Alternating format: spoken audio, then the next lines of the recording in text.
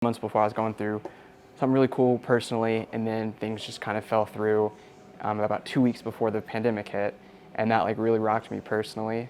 And so it was kind of a tough time, and I was just relying on my friends and everything to kind of like be around it, when I was at college, and then 2 weeks later we were all sent home, obviously. And so not only was I dealing with that beforehand, but then I was sent home for the pandemic away from like all of my support, and so I was dealing with like two really like personal mental battles that was just not good. Like I went home for the month of March and most of April. I was just pretty much in my room the whole time, not doing anything. I was just like so like beat up, and I wouldn't say depressed, but I was just super like sad all the time and just dealing with all these things, and I didn't have my normal like support system that I had with my friends and everything at school.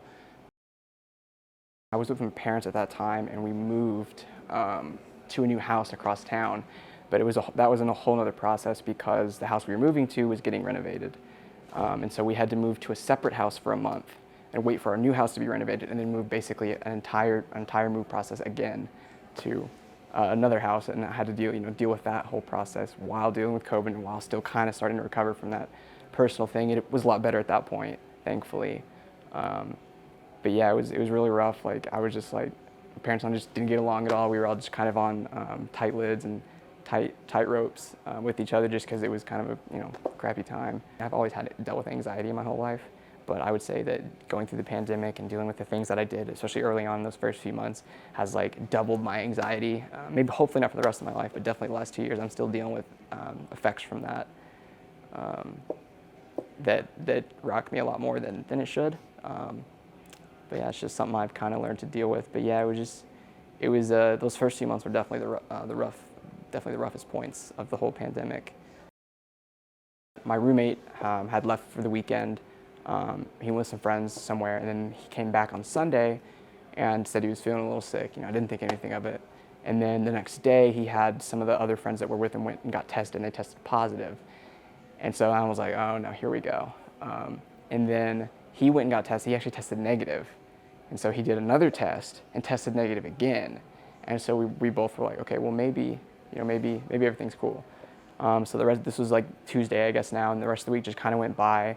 And I had some minor things that I noticed that weren't usually like how I felt, but it wasn't anything that was bad enough for me to consider that I might have contracted COVID at that point. And then I was going back home for the weekend because my best friend from high school was getting engaged.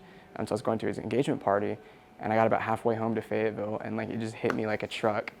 Like just all of a sudden I just felt like absolutely terrible. I remember getting home and just being like, I can't hardly move, I'm so sick. I was like, crap, I hope I don't have it. And the next morning I woke up and I could just like barely move. I had some like body aches and everything, and that's when I kind of knew, I was like, I might have it. So then I immediately went and got tested, and I had my results back extremely quickly, and I didn't have like a 15-minute test. I had a normal just like PCR, like you wait a day. I had my test results back, I think it was 16 hours was when I got my test results back. They called me at like 7 the next morning and were like, yeah, you're positive. I was stuck at home for 10 days, isolated in my room, didn't leave. I really thankfully just didn't have it bad. It was just that first night and that first morning I woke up. And yeah, I didn't really have it that bad, but it still kind of sucked, just knowing that you had it. It was kind of scary because it was in October, so it was a little bit past, the initial like wave of fear that everybody has, but it was still at a point where there still wasn't a ton that was known, so I just didn't really know what to expect, what to do.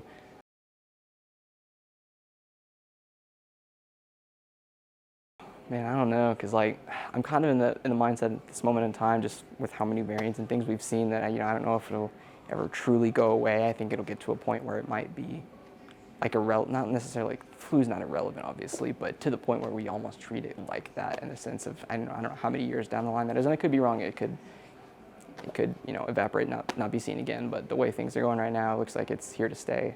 But I do think we're past like the worst point of it. I don't think it'll ever get back to the way it was in 2020. Even if we have, we just saw a bunch these last couple months with the Omicron variant take out a lot of people really quickly. But obviously things never shut down again, and so I don't really think we'll get back to that point. I could be wrong on that too.